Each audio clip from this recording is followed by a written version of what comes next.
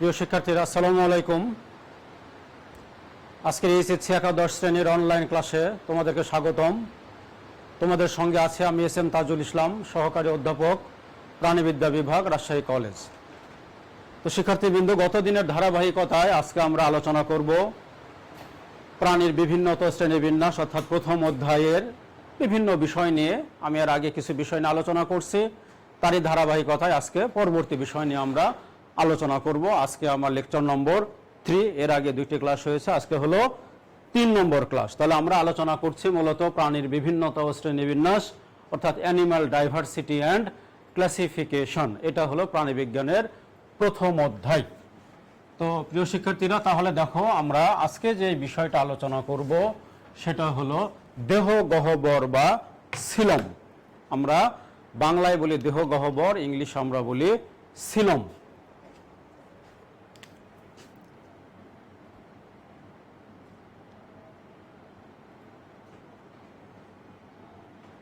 সিলম, তাহলে আমরা বাংলায় বলি দেহ গহ্বর, ইংলিশে বলি সিলম। স্লাইডে তোমরা দেখতেই পাচ্ছ দেহ গহ্বর বা সিলম লেখা আছে। এখন প্রশ্ন হলো হোয়াট ইজ সিলম? সিলম কাকে বলে?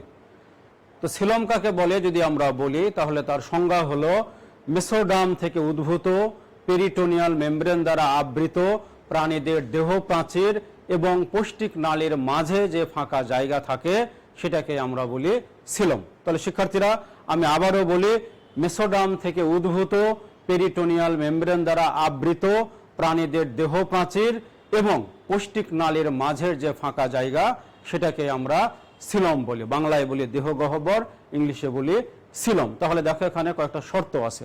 প্রথম শর্ত হলো এটা মেসোডার্ম থেকে উদ্ভূত হতে হবে। দ্বিতীয় শর্ত হলো এটা পেরিটোনিয়াল মেমব্রেন দ্বারা আবৃত হতে হবে। এবং এই যে পেরিটোনিয়াল মেমব্রেন আমরা বললাম, এই পেরিটোনিয়াল মেমব্রেনের আবার 2টা ভাগ আছে।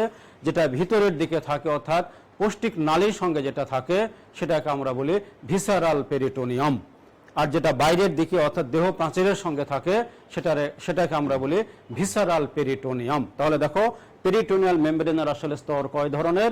2 ধরনের। তাহলে আমরা কি বলছিলাম? Peritoneal membrane, peritoneal membrane, peritoneal membrane. তাহলে এই পেরিটোনিয়াল মেমব্রেন এটা যেটা ভিতরের স্তর অর্থাৎ ভিতরের যেটা স্তর সেটাকে আমরা বলছি কি, উপরের স্তরটা আগে বলি। উপরের বলতে কি দেহ প্রাচীরের সঙ্গে যে স্তর সেটাকে আমরা বলি কি প্যারাইটাল স্তর, প্যারাইটাল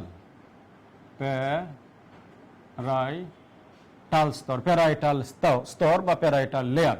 আর যেটা ভিতরের দিকের অর্থাৎ যেটা সাধারণত পৌষ্টিক নালীর সঙ্গে থাকে সেটা হলো কি ভিসারাল পেরিটোনিয়াম, ভিসারাল। তাহলে এটা হলো প্যারাইটাল পেরিটোনিয়াম, পেরিটোনিয়াম, আর এটা হলো ভিসারাল পেরিটোনিয়াম। তাহলে পেরিটোনিয়াম স্তর আসলে 2টা স্তরে স্তরীভূত। যেটা ভিতরের দিকে অর্থাৎ যেটা দেহ প্রাচীরের সঙ্গে পৌষ্টিক নালীর সঙ্গে যেটা থাকে সেটা হলো ভিসারাল পেরিটোনিয়াম, আর যেটা দেহ প্রাচীরের সঙ্গে থাকে সেটা হলো প্যারাইটাল পেরিটোনিয়াম। অর্থাৎ অনেক সময় এগুলো প্রশ্ন আসে যে সিলমের যে স্তরটা দেহ প্রাচীরের সঙ্গে লেগে থাকে তার নাম কি, বা যে স্তরটা পৌষ্টিক নালীর সঙ্গে লেগে থাকে তার নাম কি। তাহলে পৌষ্টিক নালীর সঙ্গে যেটা থাকে সেটা হলো কি ভিসারাল, আর যেটা দেহ প্রাচীরের সঙ্গে থাকে সেটা হলো প্যারাইটাল পেরিটোনিয়াম। তাহলে প্রিয় শিক্ষার্থীরা, আমরা সিলমের সংজ্ঞা দিলাম এবং বললাম সিলমের যে পেরিটোনিয়াল মেমব্রেন থাকে তার 2টা স্তর। বাইরের যেটা স্তর সেটা হলো প্যারাইটাল পেরিটোনিয়াম এবং ভিতরের যেটা স্তর সেটা হলো ভিসারাল পেরিটোনিয়াম। এখন আমরা মূলত যেটা আলোচনা করছি সেটা হলো বেসিস অফ অ্যানিম্যাল ক্লাসিফিকেশন, অর্থাৎ প্রাণীদের শ্রেণীবিন্যাসের ভিত্তি। আমরা যে পৃথিবীর প্রাণীগুলোকে শ্রেণীবিন্যাস করি অর্থাৎ জুলজিস্টরা যে শ্রেণীবিন্যাস করেন প্রাণীদের, তার কিছু ভিত্তি আছে। সেই ভিত্তিকে কেন্দ্র করে যে ভাগ সেগুলো নিয়ে আমরা কথা বলছি। তো এর মধ্যে একটা ভিত্তি হলো সিলম বা দেহ গহ্বর। তো এই সিলমকে কেন্দ্র করে পৃথিবীর প্রাণীগুলোকে অর্থাৎ পর্বভিত্তিক যে প্রাণীগুলো আছে এই প্রাণীগুলোকে আমরা 3 ভাগে ভাগ করি। সিলমকে কেন্দ্র করে প্রাণীকে 3 ভাগে ভাগ করা হয়। তার প্রথম যেটা সেটা হলো সিলমবিহীন প্রাণী বা অ্যাসিলোমেট অ্যানিমাল। তারপরের যেটা সেটা হলো সিডোসিলোমেট অ্যানিমেল, তারপরেরটা হলো ইউসিলোমেট অ্যানিমেল। তো শিক্ষার্থীরা দেখো স্লাইডে তোমরা একটা ছবি দেখতে পাচ্ছ, এটাই মূলত সিলোমের ছবি। দেখো সবার বাইরে আমরা জানি সিলোমের যেই যারা সিলোমিক অ্যানিমেল তারা হলো ত্রিস্তরী অর্থাৎ ট্রিপ্লোব্লাস্টিক অ্যানিমেল। এই ট্রিপ্লোব্লাস্টিক অ্যানিমেলের দেখো সুন্দর এখানে চিত্রে আমি দেখিয়ে দিছি, তিনটা স্তর আছে। সবার বাইরে যেটা সেটা হলো এক্টোডার্ম, তারপরে দেখো মাঝে অর্থাৎ যেটা একটু নীল রঙের বা আকাশী রঙের সেটা হলো এক্টোডার্ম, গোলাপি রঙের যেটা সেটা দেখতে পাচ্ছ এটা কি মেজোডার্ম, আর একদম ভিতরে একটু হলুদ বর্ণের যেটা সেটা হলো এন্ডোডার্ম। এর মধ্যে দেখো যেটা মেসোডার্ম, মেসোডার্মের যে মাঝখানে যেটা সাদা একটু নলের মতো যে অংশটা এটাই হলো সিলোম। দেখো আমরা সুন্দর করে দেখিয়ে দিয়েছি, অর্থাৎ চিত্রটা দেখলেই তোমরা বুঝতে পারবা। তাহলে বাইরের দিকে হলো দেখো দেহ প্রাচীর, আর ভিতরের দিকে হলো পৌষ্টিক নালী, এর মাঝে যে সাদা রঙের যে ফাঁকা জায়গা এটাকে আমরা বলি সিলোম। হ্যাঁ, এটা হলো সিলোম, অর্থাৎ এটা মেসোডার্ম থেকে উদ্ভূত হয় এবং পেরিটোনিয়াল মেমব্রেন দ্বারা আবৃত হয়। তাহলে এই সিলোমকে কেন্দ্র করে প্রাণীকে কয় ভাগে ভাগ করা হয়? 3 ভাগে। প্রথমটা যদি আমরা বলি বাংলায় হলো সিলোমহীন প্রাণী, বাংলায় বলা হয় সিলোমহীন প্রাণী। দেখো সিলোমহীন প্রাণী ইংলিশ আমরা বলি অ্যাসিলোমেট অ্যানিমেল, ইংলিশ আমরা বলি অ্যাসিলোমেট।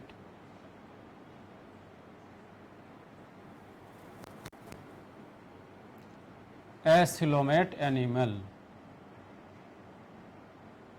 অ্যাসিলোমেট অ্যানিমেল অর্থাৎ সিলোমবিহীন প্রাণী। তো এটা আসলে অ্যাসিলোমেট কোথা থেকে আসছে? বলা হচ্ছে গ্রিক শব্দ এ মানে হলো উইদাউট বা অ্যাবসেন্ট, দুইটাই আমরা বলতে পারি উইদাউট বা অ্যাবসেন্ট, অর্থাৎ বিহীন বা নাই বা অনুপস্থিত। আর সিলোমেট মানে হলো সিলোম,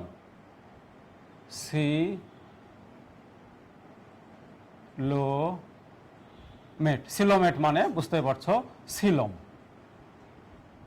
সিলোমেট মানে হলো সিলোম, অর্থাৎ যে ধরনের প্রাণীদের কোনো সিলোম নাই তাদেরকে আমরা বলি অ্যাসিলোমেট অ্যানিমাল। খুব সহজভাবে যদি আমরা ভাবি তাহলে সিলোমবিহীন প্রাণী বলতে কি, অর্থাৎ পৃথিবীর যে প্রাণীগুলোর কোনো সিলোম নাই, অর্থাৎ দেহ প্রাচীর এবং পৌষ্টিক নালীর মাঝে মেসোডার্ম উদ্ভূত এবং পেরিটোনিয়াল মেমব্রেন দ্বারা আবৃত কোনো ফাঁকা জায়গা নাই, এমন অবস্থা যাদের তাদেরকে আমরা বলি অ্যাসিলোমেট অ্যানিমাল। তোমরা চিত্র এখানে দেখছো, দেখো স্লাইডে একদম শুরুতে এই নম্বরে যেটা সেটাই হলো অ্যাসিলোমেট অ্যানিমাল। এখন প্রশ্ন হলো অ্যাসিলোমেট অ্যানিমাল কারা? আমরা এখানে পর্ব ভিত্তিক শ্রেণী বিন্যাসটা করব। অ্যাসিলোমেট অ্যানিমালের অন্তর্ভুক্ত যারা, আমরা যদি উদাহরণ হিসেবে দিই ফর এক্সাম্পল, তাহলে কি প্রথমত হতে পারে পরিফেরা,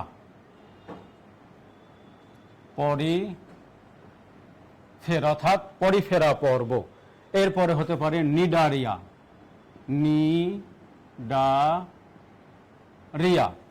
এরপরে প্ল্যাটিহেলমিনথিস, আমি এক লাইনে লিখে দিই, এটা তো যেহেতু লেখা আগে হয়ে গেছে। প্ল্যাটিহেলমিনথিস,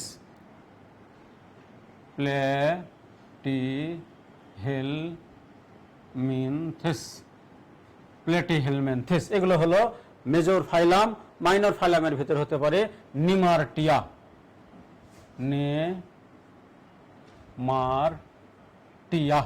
হ্যাঁ এটসেট্রা। এগুলো হলো মোটামুটি ভাবে অ্যাসিলোমেট অ্যানিমেলের পর্ব, অর্থাৎ পরিফেরা পর্বের প্রাণী, নিডারিয়া পর্বের প্রাণী, প্ল্যাটিহেলমিনথিস পর্বের প্রাণী এবং নিমারটিয়া পর্বের যারা প্রাণী এরা সবাই হলো অ্যাসিলোমেট, অর্থাৎ এদের কোনো সিলোম নাই, বাংলায় যাদেরকে আমরা বলি সিলোমবিহীন বা সিলোমহীন প্রাণী।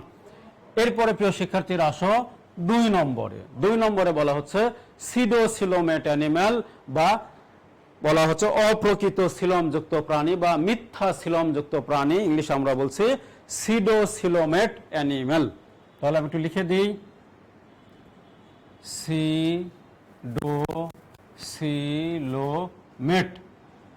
সিডোসিলোমেট অ্যানিমেল। তো সিডোসিলোমেট অ্যানিমেল বা সিলোমবিহীন প্রাণী, তো সিডোসিলোমেট কোথা থেকে আসলো? গ্রিক শব্দ সিডো, সিডো শব্দের অর্থ হলো ফলস মানে মিথ্যা। একইভাবে যদি আমরা বলি সিলোমেট শব্দের অর্থ হলো সিলোম, তাহলে গ্রিক শব্দ সিডো শব্দের অর্থ হলো ফলস বা মিথ্যা, আর এই যে সিলোমেট শব্দের অর্থ হলো সিলম। অর্থাৎ বলা হচ্ছে যে পৃথিবীতে কিছু পর্বের প্রাণী আছে যেই প্রাণীগুলোতে দেখে মনে হয় আসলে সিলম আছে। তোমরা চিত্রে দেখতে পাচ্ছ সবার শেষে সি নম্বরে যেটা দেখো চিত্র দিয়ে নিচে লিখে দেওয়া আছে সিডোসিলোমাটা, উপরে লেখা আছে সিডোসিলম। অর্থাৎ এই ধরনের প্রাণীদের দেখে তোমার মনে হবে যে এগুলো পৌষ্টিক নালী এবং দেহ প্রাচীরের মাঝে ফাঁকা জায়গা আছে। কিন্তু সিলোমের যে দুইটা শর্ত আছে, একটা হলো মেসোডার্ম থেকে উদ্ভূত আর একটা পেরিটোনিয়াল মেমব্রেন দ্বারা আবৃত, এই শর্ত সেখানে পূরণ হয় না। তাহলে শিক্ষার্থীরা কি বললাম, দেখে মনে হবে যে দেহ প্রাচীর এবং পৌষ্টিক নালীর মাঝে ফাঁকা জায়গা আছে, বাস্তবেও আসলে তাই থাকে। কিন্তু এটা সিলোমের যে শর্ত, অর্থাৎ সিলোম কি হতে হবে, মেসোডার্ম থেকে উদ্ভূত হতে হবে, পেরিটোনিয়াল মেমব্রেন দ্বারা আবৃত হতে হবে, এই ধরনের শর্ত এখানে পূরণ হয় না। এবং অনেক সময় মেসেনকাইম কিছু কোষ আছে সেগুলো দ্বারা এগুলো পূর্ণ থাকে। এমন যদি ঘটে তাহলে ওই ধরনের সিলমকে আমরা বলি সিডোসিলম। আর যে প্রাণীগুলো এই ধরনের সিডোসিলম গ্রহণ করে থাকে বা সিডোসিলম থাকে তাদেরকে আমরা বলি সিডোসিলোমেট অ্যানিম্যাল বা সিলমবিহীন প্রাণী। ওকে, তাহলে কোন পর্বগুলো সিলমবিহীন আমরা সেগুলো একটু আলোচনা করব। অর্থাৎ উদাহরণ হিসেবে যদি আমরা লিখি, প্রথমত যদি মেজর ফাইলাম আমরা বলি তাহলে নেমাটোডা,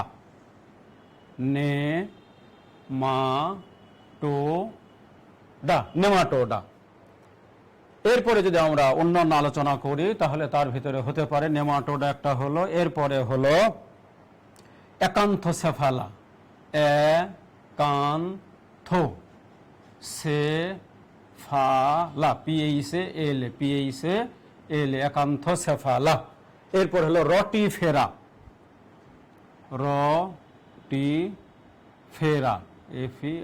রটিফেরা। এরপর হতে পারে এন্টোপ্রোক্টা,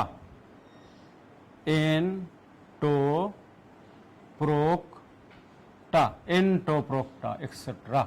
তাহলে শিক্ষার্থীরা দেখো সিডোসিলোমেট অ্যানিম্যাল কারা, নেমাটোডা পর্বের প্রাণীরা, একান্থোসেফালা পর্বের প্রাণীরা, রটিফেরা পর্বের প্রাণীরা এবং এন্টোপ্রোক্টা পর্বের প্রাণীরা। অর্থাৎ এইটা হলো মেজর ফাইলাম, এগুলো হলো মাইনর ফাইলাম। আমি মেজর মাইনর সবই লিখলাম। এই পর্বগুলোতে যে প্রাণীগুলো আছে এরা সবাই হলো সিডোসিলোমেট অ্যানিম্যাল, অর্থাৎ এদের দেহ প্রকৃত সিলম থাকে না।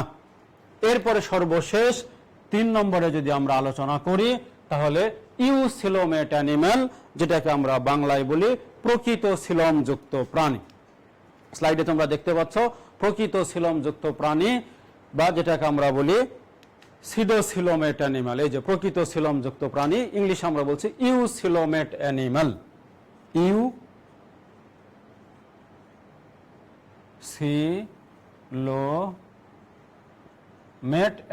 ইউসিলোমেট অ্যানিম্যাল।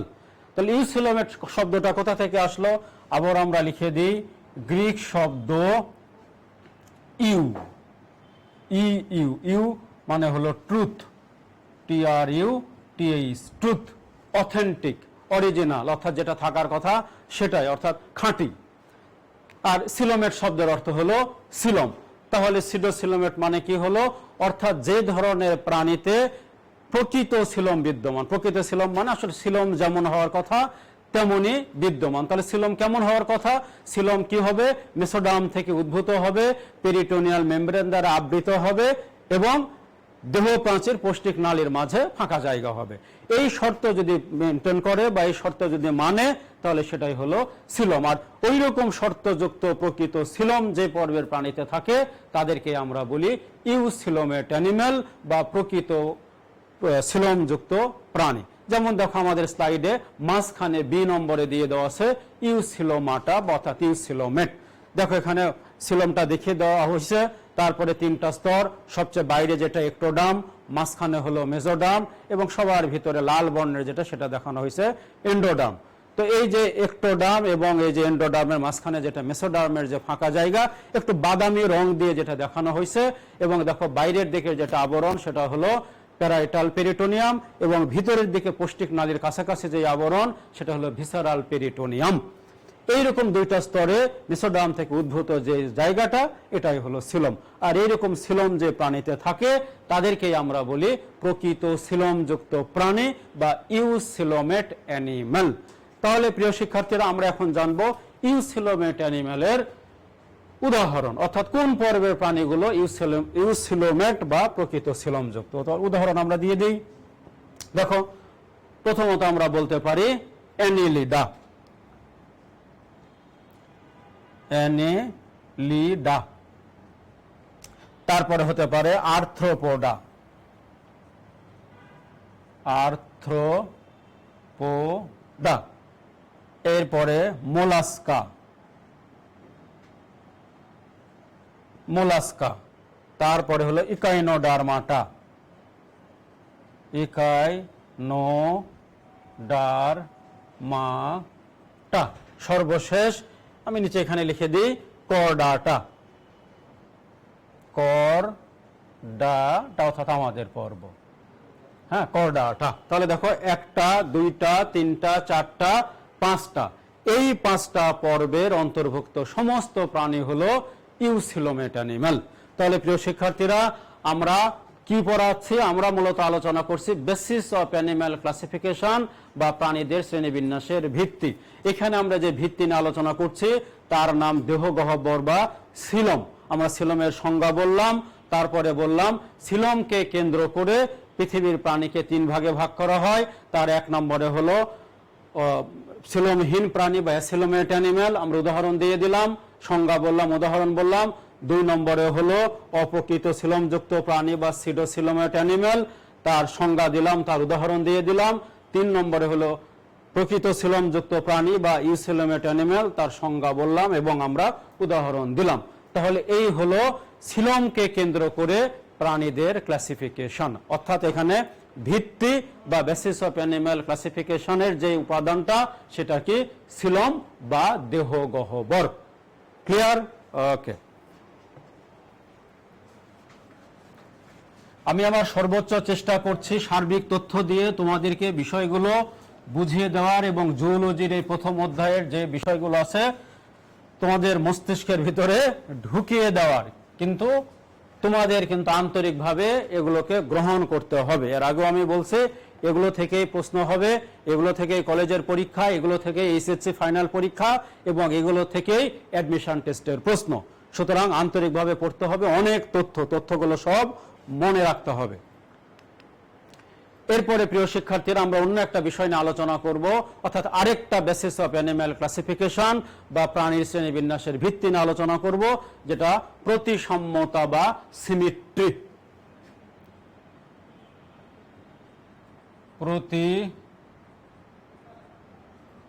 প্রতিসাম্যতা বা সিমিট্রি।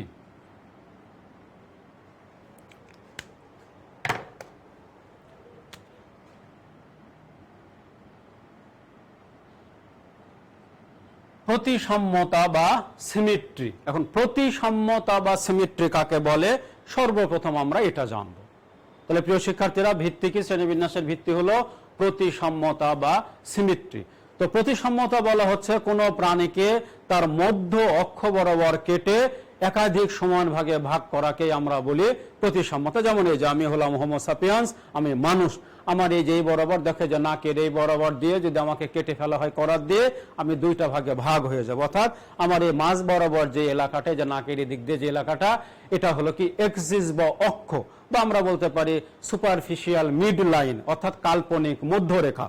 তো এই রেখা বরাবর যদি একটা মানুষকে কেটে দেওয়া যায় তাহলে মানুষ ডানে এবং বামে দুইটা সমান ভাগে ভাগ হবে। এছাড়াও অন্যান্য অনেক প্রাণী আছে যাদেরকে, অর্থাৎ আমাদেরকে দুইটা সমান ভাগে ভাগ করা যাবে, আবার অনেক প্রাণী আছে যাদের একাধিক সমান ভাগে ভাগ করা যায়। তাহলে বিষয় কি হলো? কোন প্রাণীকে তার অক্ষ বরাবর কেটে একাধিক সমান ভাগে ভাগ করার যে বিষয়, সেটাকে আমরা বলি প্রতিসাম্যতা।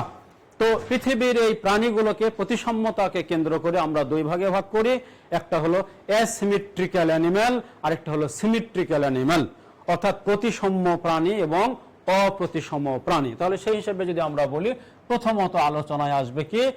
অপ্রতিসাম্য প্রাণী বা অপ্রতিসাম্যতা, অর্থাৎ অ্যাসিমেট্রি।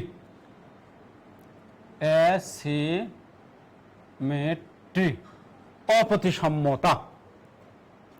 2 নম্বরে আসবে সিমেট্রি, সিমেট্রি অর্থাৎ প্রতিসাম্যতা। তাহলে বলা হচ্ছে এই যে আমরা যদিও এখানে সিমেট্রি লিখলাম, আবারও সিমেট্রি লিখলাম, অর্থাৎ এই ভাগকে কেন্দ্র করে প্রাণীদের আসলে দুইটা ভাগ। প্রথমত একটা হলো অপ্রতিসম প্রাণী, আর একটা প্রতিসম প্রাণী, অর্থাৎ অ্যাসিমেট্রি এবং সিমেট্রি। অ্যাসিমেট্রি কি বুঝতে পারছো, এ মানে নাই আর সিমেট্রি মানে ভাগ করার প্রবণতা বা ভাগ করার বিষয়। তাহলে পৃথিবীর যে প্রাণীগুলোকে কোনোভাবেই তার মধ্য অক্ষ বরাবর কেটে সমান ভাগে ভাগ করা যায় না, এই ধরনের প্রাণীকে আমরা বলি অপ্রতিসম প্রাণী। যেমন উদাহরণ হিসেবে আমরা বলতে পারি স্পঞ্জ।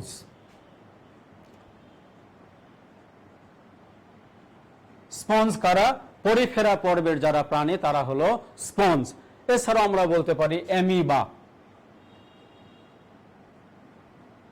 অ্যামিবা নামক যে প্রাণী, তোমরা হয়তো এসএসসি লেভেলে পড়ছো এটা, অ্যামিবা। এছাড়াও হতে পারে শামুক, যেটাকে আমরা বলি পাইলা গ্লোবোসা বা শামুক, পাইলা গ্লোবোসা, যেটাকে আমরা বলি শামুক বা আপেল শামুক, গার্ডেন মানে আপেল শামুক বলা হয়, সেই আপেল শামুক। তো দেখো, একটা হলো স্পঞ্জ অর্থাৎ পরিফেরা পর্বের প্রাণী, আরেকটা হলো অ্যামিবা, আরেকটা হলো পাইলা গ্লোবোসা মোলাস্কা পর্বের প্রাণী। এই ধরনের প্রাণীকে কোনোভাবে আমরা মধ্য অক্ষ বরাবর কেটে সমান ভাগে ভাগ করতে পারি না, তাই এরা হলো অ্যাসিমেট্রিক্যাল অ্যানিম্যাল বা অ্যাসিমেট্রি অর্থাৎ অপ্রতিসম প্রাণী। শামুক তোমরা জানো পেছনের দিকে অনেক প্যাঁচ থাকে, ওই প্যাঁচের কারণে এদেরকে কোনোভাবে আমরা সমান ভাগে ভাগ করতে পারি না। স্পঞ্জের একই অবস্থা। আর অ্যামিবার তো সুনির্দিষ্টতা নাই, কখনো সামনের দিকে মুখ, তুমি যদি অবস্টাকল তৈরি করো বা বাধা দাও তার বিপরীত দিকে মুখ তৈরি হয়ে যায়, অর্থাৎ চেহারা এক এক সময় এক এক ধরনের, এই জন্য এদেরও কোনো সুনির্দিষ্টতা নাই। তাহলে এরা হলো অপ্রতিসম। আর যাদেরকে মধ্য অক্ষ বরাবর কেটে সমান ভাগে ভাগ করা যায় তারা হলো প্রতিসম। এখন আমরা আলোচনা করব এই যে প্রতিসম প্রাণী, এদের আবার কিভাবে প্রতিসম্যতা হয়, দেহকে কি কি ভাগে ভাগ করা যায়, সেটাকে কেন্দ্র করে এদেরকে আবার প্রধানত 3 ভাগে ভাগ করা যায়। প্রধানত কয় ভাগে ভাগ করা যায়? 3 ভাগে। তাহলে এখন আমাদের আলোচনা শুরু হবে যারা প্রতিসম প্রাণী তাদের ভাগ কি। এদের প্রথম যদি ভাগ আমরা বলি দেখো, তাহলে আমরা বলতে পারি স্ফেরিক্যাল সিমেট্রি অর্থাৎ গোলীয় প্রতিসাম্যতা। তারপরে আমরা বলতে পারি দ্বিপার্শ্বীয় প্রতিসাম্যতা বা বাইল্যাটারাল সিমেট্রি। তারপরে আমরা বলতে পারি অরীয় প্রতিসাম্যতা বা রেডিয়াল সিমেট্রি। তাহলে শিক্ষার্থীরা আমরা একটা একটা করে আলোচনা করব। প্রথমত দেখো গোলীয় প্রতিসাম্যতা বা স্ফেরিক্যাল সিমেট্রি।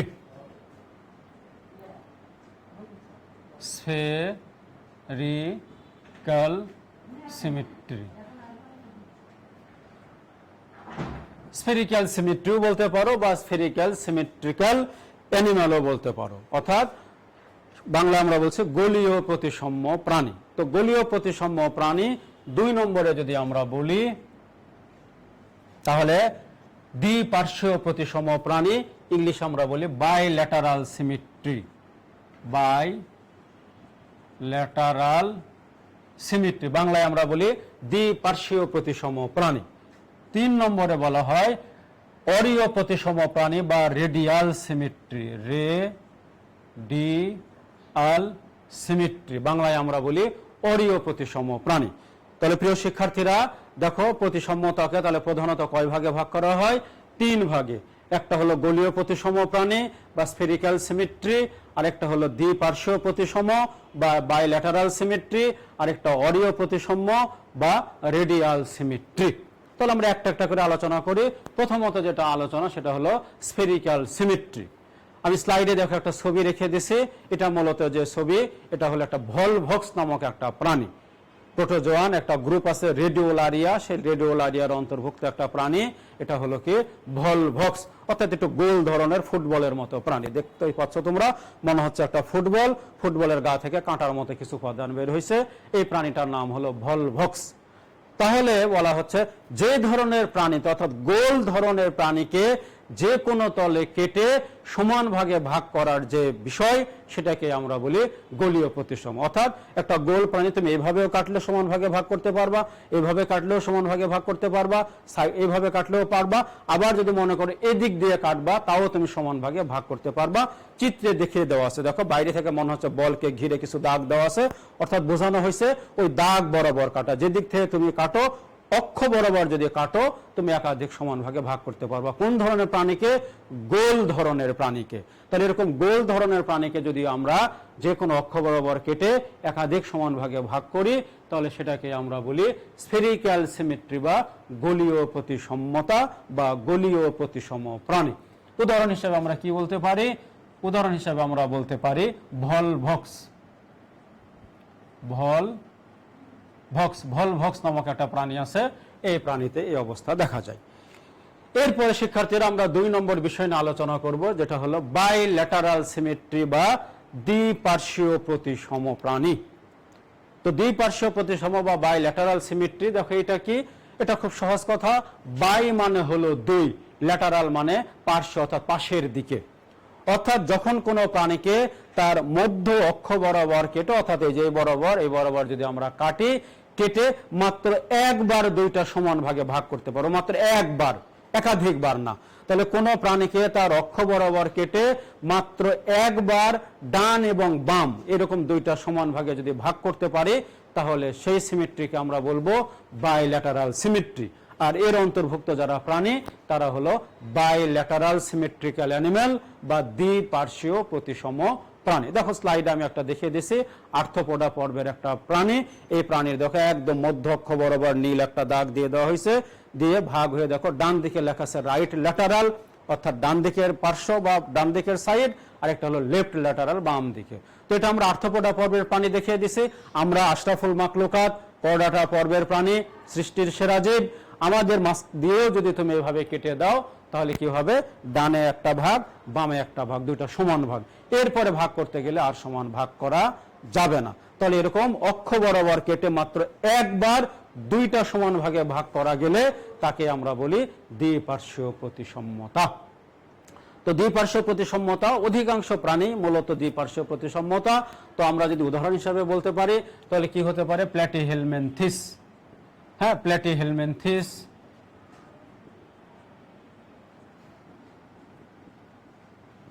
অর্থাৎ আমরা পর্বভিত্তিক উদাহরণ দিচ্ছি। প্ল্যাটিহেলমিনথিসের পর্বের সব প্রাণী হলো দ্বিপার্শ্বীয় প্রতিসম। নেমাটোডা একই অবস্থা, নেমাটোডা, তারপরে অ্যানিলিডা,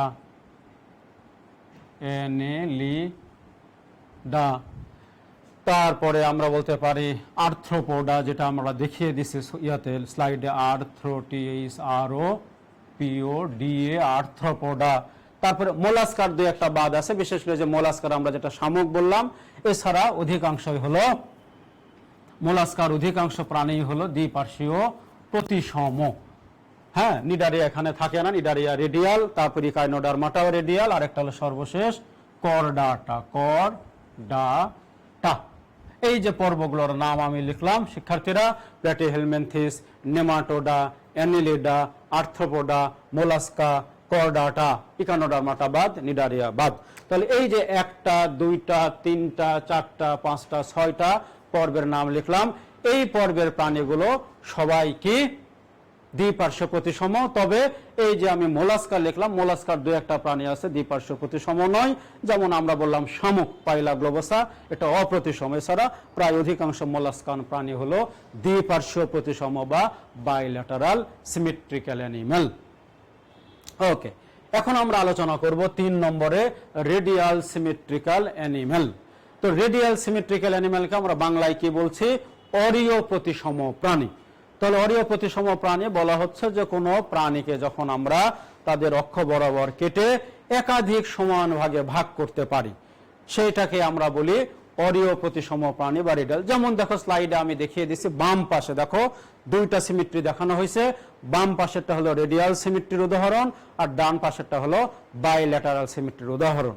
তো বামের যেটা দেখো রেডিয়াল সিমেট্রি, এটা মূলত দেখানো হয়েছে কি, এটা নিডারিয়া পর্বের প্রাণী, এটা মেট্রিডিয়াম নামক একটা প্রাণী। এছাড়াও তোমাদের সিলেবাসে আরেকটা প্রাণী আছে, আমার এই অধ্যায় শেষ হয়ে যাওয়ার পরেই পড়ানো হবে, সেটা হলো নিডারিয়া পর্বের একটা প্রাণী হাইড্রা ভালগারিস, সেটাও নিডারিয়া পর্বের প্রাণী।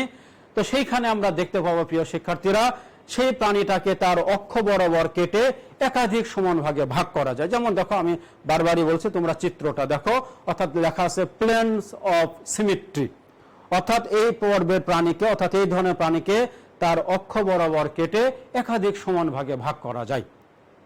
হ্যাঁ, চিত্রে দেখা যাচ্ছে, চিত্রটা তো তোমরা যদি আন্তরিকভাবে খেয়াল করো সুন্দরভাবে বুঝতে পারবা। বামের যে চিত্র নিচে লিখে দেওয়া আছে রেডিয়াল সিমেট্রি।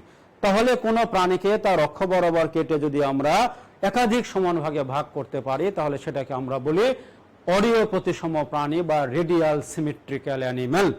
উদাহরণ হিসাবে দুইটা পর্বে রেডিয়াল সিমেট্রি দেখা যায়। তার আচ্ছা, এখানে আমি উদাহরণটা দিয়ে দিই রেডিয়ালের। একটা হলো নিডারিয়া, নিডারিয়া পর্বের প্রাণী। আরেকটা হলো ইকাইনোডারমাটা,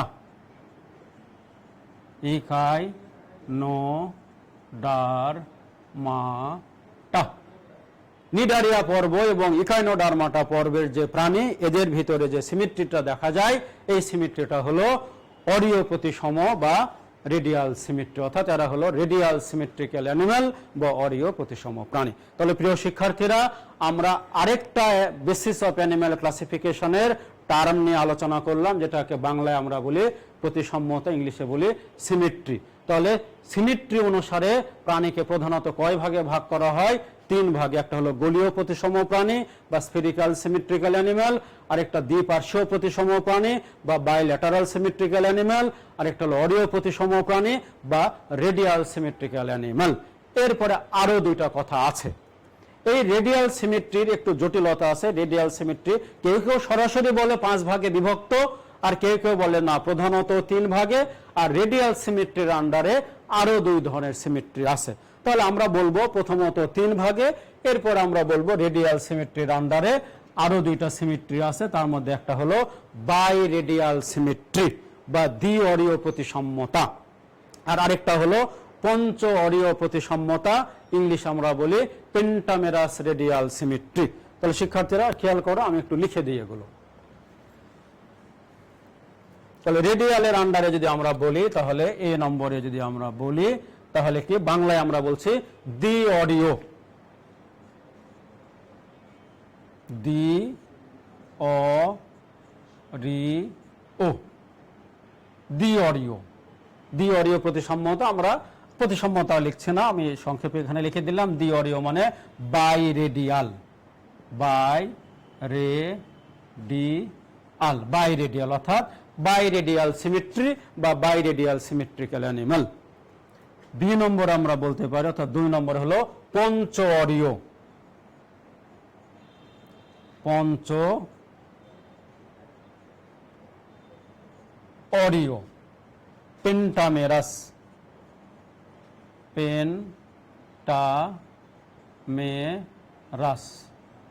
পেন্টামেরাস। তাহলে শিক্ষার্থীরা দেখো, একটা হলো দ্বি অরীয় বা বাই রেডিয়াল, আর একটা হলো পঞ্চ অরীয় বা পেন্টামেরাস, পঞ্চ অরীয় বা পেন্টামেরাস। আমরা একটু চিত্রের মাধ্যমে বিষয়টা তোমাদেরকে দেখিয়ে দিই। দেখো, দ্বি অরীয় প্রতিসম অর্থাৎ বাই রেডিয়াল সিমেট্রি। এই ধরনের প্রতিসম্যতায় কি দেখা যায়? প্রতিসম্যতায় বলা হচ্ছে যে প্রথমত মৌখিক অঞ্চল বরাবর আমরা প্রাণীকে একাধিক খণ্ডে বিভক্ত করতে পারি, যেটা হলো এক ধরনের রেডিয়াল সিমেট্রি। এরপরে তার বিপরীতে 90 ডিগ্রি কোণে প্রাণীকে আমরা আবার বিভক্ত করতে পারি। এরকম যদি ঘটনা ঘটে, তাহলে সেটাকে আমরা বলি বাই রেডিয়াল। খুব সহজভাবে যদি আমরা বলি, প্রথমত প্রাণীটাকে আমরা রেডিয়াল সিমেট্রি করব, অর্থাৎ অরীয় প্রতিসম করব। অরীয় প্রতিসম করার পরে ওই প্রাণীর যে ভাগগুলো হবে, ওই ভাগগুলোকে মাঝ দিয়ে আমরা আবার কি করতে পারবো? দ্বিপার্শ্বীয় প্রতিসম করতে পারবো। অর্থাৎ প্রথমত হলো রেডিয়াল সিমেট্রি, তারপরে হলো বাইল্যাটারাল সিমেট্রি। কোন প্রাণীতে যদি এই অবস্থা দেখা যায়, তাহলে সেটাকে আমরা বলি দ্বি অরীয় প্রতিসম্যতা বা বাই রেডিয়াল সিমেট্রি। তাহলে কি বললাম? প্রথমত আমরা মৌখিক অক্ষ বরাবর এটাকে ভাগ করতে পারবো, এরপরে তার বিপরীত অক্ষ বরাবর আমরা ভাগ করতে পারবো। প্রথমে এইভাবে, তারপরে এইভাবে। এমন যদি ভাগ করা যায় তাহলে সেটাকে আমরা বলবো দ্বি অরীয়। প্রথমগুলো অনেকগুলো হবে অর্থাৎ অরীয় প্রতিসম্যতা হবে, পরের গুলো হবে বাইল্যাটারাল বা দ্বিপার্শ্বীয় প্রতিসম্যতা। এমন যদি হয় তাহলে ওই ধরনের প্রতিসম্যতাকে আমরা বলি দ্বি অরীয় বা বাই রেডিয়াল। অর্থাৎ এর ভিতরে দুই ধরনের প্রতিসম্যতা লুকিয়ে আছে, প্রথমত হলো রেডিয়াল, তারপরে হলো বাইল্যাটারাল। অর্থাৎ প্রথমত হলো অরীয়, তারপরে হলো দ্বিপার্শ্বীয় প্রতিসম্যতা। এখন প্রশ্ন হলো উদাহরণ কি, কোন ধরনের প্রাণীতে এমন দেখা যায়। উদাহরণ বলি, একটা পর্ব আছে, পর্বের নাম হলো টেনোফোরা। পর্বের নাম হলো টেনোফোরা, টেনোফোরা। এটা একটা মাইনর ফাইলাম, ফাইলামের নাম হলো টেনোফোরা। এই টেনোফোরা, এই যে তোমরা ইয়াতে দেখছো স্লাইডে যেটা দেখছো, এই প্রাণীটার নাম হলো হর্মিফোরা। তো এই টেনোফোরার আন্ডারে প্রাণী আছে, আমি একটু ইয়ে করে দিই। দেখো 1 নম্বরে যে প্রাণী তার নাম হলো হর্মিফোরা।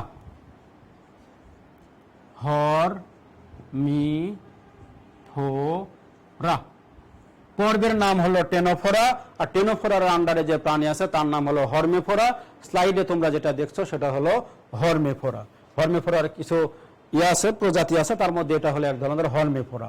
আর 2 নম্বরে যদি আমরা আরেকটা উদাহরণ দিই তাহলে সেটা হলো কি সিওলোপ্লানা। সিওলোপ্লানা, সিওলোপ্লানা। 2 ধরনের প্রাণী, একটা হলো হর্মিফোরা আর একটা হলো সিওলোপ্লানা। এই দুইটাই হলো দ্বিঅরীয় প্রতিসম্যতা বা বাইরেডিয়াল সিমেট্রির উদাহরণ। তাহলে পর্ব হলো টেনোফোরা, আর প্রাণী যদি বলি একটা হলো হর্মিফোরা আর একটা হলো সিওলোপ্লানা। এরপরে শিক্ষার্থীরা আমরা আলোচনা করব পঞ্চ অরীয় প্রতিসম্যতা বা পেন্টামেরাস রেডিয়াল সিমেট্রি। তাহলে পেন্টামেরাস রেডিয়াল সিমেট্রি কি বলা হচ্ছে, যে ধরনের প্রাণীকে তার অক্ষ বরাবর অর্থাৎ কেটে আমরা কি করব, সুনির্দিষ্টভাবে 5টা ভাগে ভাগ করতে পারবো। কয়টা? 5টা। পেন্টা মানে হলো 5, আর মেরাস শব্দের অর্থ সাধারণত আমরা বলি প্রতিসম্যতার ভাগ, অর্থাৎ তার মেরু অঞ্চল, অর্থাৎ মেরু দিয়ে যেটা করা হয়, অর্থাৎ প্রান্ত। তাহলে যদি কোনো প্রাণীকে আমরা কেটে সমান 5টা ভাগে ভাগ করতে পারি, একেবারে সুনির্দিষ্টভাবে 5টা, পেন্টা, তাহলে সেটাকে আমরা বলি কি পেন্টামেরাস। উদাহরণ হিসাবে কি হতে পারে? উদাহরণ হিসাবে আসতে পারে ইকাইনোডার্মাটা পর্বের 2টা প্রাণী আছে, আমরা ইন জেনারেল এদেরকে আমরা বলি স্টারফিশ। হ্যাঁ, এদেরকে আমরা বলি কি স্টারফিশ। হ্যাঁ, সামুদ্রিক তারা মাছ, যেটাকে আমরা বৈজ্ঞানিক নাম হিসাবে একটাকে আমরা বলি অ্যাস্টেরিয়াস রুবেন্স, আরেকটাকে আমরা বলি অ্যাস্ট্রোপেকটিন ইউরিয়াক্যান্থাস। অ্যাস্ট্রোপেকটিন ইউরিয়াক্যান্থাস। তো অত জটিলতায় যাওয়ার দরকার নেই, আমরা সহজভাবে ভাববো স্টারফিশ, বৈজ্ঞানিক নাম হলো অ্যাস্টেরিয়াস রুবেন্স। তাহলে কোন পর্ব? পর্বটা হলো ইকাইনোডার্মাটা। পর্বটা হলো যে ইকাইনোডার্মাটা আমি এখানে লিখে দিয়েছিলাম, তার আন্ডারে একটা প্রাণী আছে, তার নাম কি? তার নাম হলো স্টারফিশ।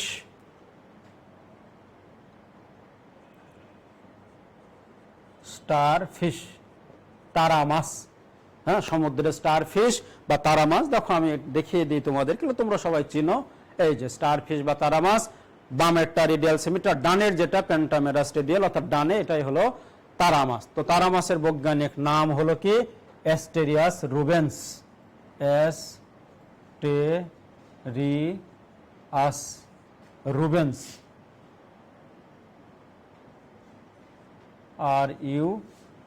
RUBENS, অ্যাস্টেরিয়াস রুবেন্স। অ্যাস্টেরিয়াস রুবেন্স বা স্টারফিশ বা তারা মাছ, এটা হলো ইকাইনোডার্মাটা পর্বের প্রাণী, এক্সক্লুসিভলি মেরাইন, অর্থাৎ এরা সমুদ্রে থাকে।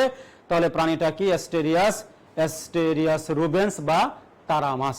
এই তারা মাছকে দেখো আমরা স্লাইডে দেখিয়ে দিছি, এর মাঝখান থেকে কেন্দ্র করে চারিদিকে 5টা খণ্ডে বিভক্ত করা যায়। এই যে দাগগুলো দিয়ে দেওয়া আছে, এরো বা তীর দিয়েও বুঝিয়ে দেওয়া হয়েছে, অর্থাৎ দেখো এখানে সুন্দরভাবে 5টা সদৃশ খণ্ড করা যায়। তো যেহেতু কেটে 5টা সদৃশ খণ্ড করা যায়, তাই এই ধরনের প্রতিসম্যতাকে আমরা বলি পেন্টামেরাস সিমেট্রি বা পেন্টামেরাস রেডিয়াল সিমেট্রি, বাংলায় আমরা বলি পঞ্চ অরীয় প্রতিসম্যতা। আর প্রাণীর উদাহরণ কি? প্রাণীর উদাহরণ হলো একাইনোডার্মাটা পর্বের স্টারফিশ বা অ্যাস্টেরিয়াস রুবেন্স। আরেকটা আছে, সেটার নাম হলো অ্যাস্ট্রোপেকটিন ইউরিয়াক্যান্থাস। মোটামুটি একই ধরনের চেহারা, তবে স্টারফিশ এটা অ্যাস্টেরিয়াস রুবেন্স একটু আকৃতিতে ছোট হয়, আর মানে যেটা অ্যাস্ট্রোপেকটিন সেটা আকৃতিতে তুলনামূলকভাবে একটু বড় হয়, কাছাকাছি চেহারা। তাহলে প্রিয় শিক্ষার্থীরা, এতক্ষণ আমরা আলোচনা করলাম প্রতিসাম্যতাকে কেন্দ্র করে পৃথিবীর যে প্রাণীগুলো আছে তাদের পর্বভিত্তিক শ্রেণী বিভাজন, অর্থাৎ বেসিস অফ অ্যানিম্যাল ক্লাসিফিকেশন। তো আমাদের সময় প্রায় শেষের দিকে, 10 থেকে 11:10 আমরা অনেকটা আলোচনা করে ফেলছি। আর ছোট্ট একটা জিনিস আমি আলোচনা করেই আজকে আল্লাহ হাফেজ করব।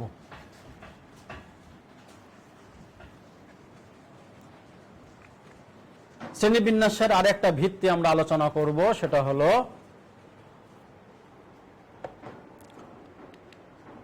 দেখো সেটা কি, সেটা হলো নোটোকর্ড।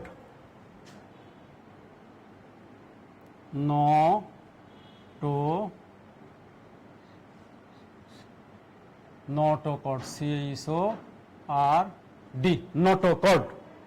তো দেখো এটা হলো শ্রেণীবিন্যাসের অর্থাৎ বেসিস অফ অ্যানিম্যাল ক্লাসিফিকেশন, অর্থাৎ শ্রেণীবিন্যাসের একটা ভিত্তি। তো নোটোকর্ড কি? নোটোকর্ড যদি আমরা বলি তাহলে বলতে হবে ভ্রূণদেহের কাঠামো, অর্থাৎ আমরা যখন মায়ের দেহে তৈরি হই বা স্তন্যপায়ী প্রাণীরা বা অন্যান্য প্রাণীরা আছে যারা উন্নত প্রাণী, তারা অর্থাৎ করডাটা পর্বের প্রাণী, করডাটা পর্বের প্রাণীদের যখন ভ্রূণ অবস্থায় ইমব্রায়োনিক স্টেজে যখন গড়ে ওঠে, তখন দেহের পৃষ্ঠ বরাবর নিরেট এবং স্থিতিস্থাপক একটা দণ্ড তৈরি হয়। বলতে পারি দড়ির মতো বা সুতার মতো দেহের পৃষ্ঠ বরাবর লম্বা একটা দণ্ড তৈরি হয়। এটা কোন অবস্থায় হয়? ভ্রূণীয় অবস্থায়, অর্থাৎ আমরা বলি ইমব্রায়োনিক স্টেজে। ইমব্রায়োনিক স্টেজে দেহের পৃষ্ঠ বরাবর যে নিরেট এবং স্থিতিস্থাপক একটা কাঠামো বা একটা দণ্ড বা সুতার মতো উপাদান তৈরি হয়, সেটাকে আমরা বলি নোটোকর্ড। এই যে আমরা যে মানুষ, এই যে আমাদের এদিক দিয়ে আছে, যদি আমাদের এখন আর নোটোকর্ড নাই, আমাদের নোটোকর্ড এখন চেঞ্জ হয়ে গেছে। নোটোকর্ড চেঞ্জ হয়ে গিয়ে কি হয়ে গেছে? আমাদের এটা মেরুদণ্ড হয়ে গেছে, যেটাকে আমরা বলি ভার্টিব্রাল কলাম। তাহলে প্রিয় শিক্ষার্থীরা, এই নোটোকর্ডকে কেন্দ্র করে প্রাণীকে কয় ভাগে ভাগ করা হয়? 2 ভাগে ভাগ করা হয়।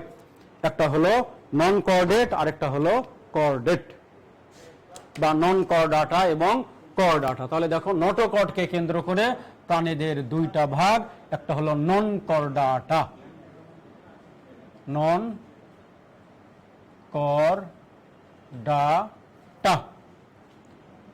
আর 2 নম্বরে যেটা সেটা হলো কর্ডাটা, CHORDATA,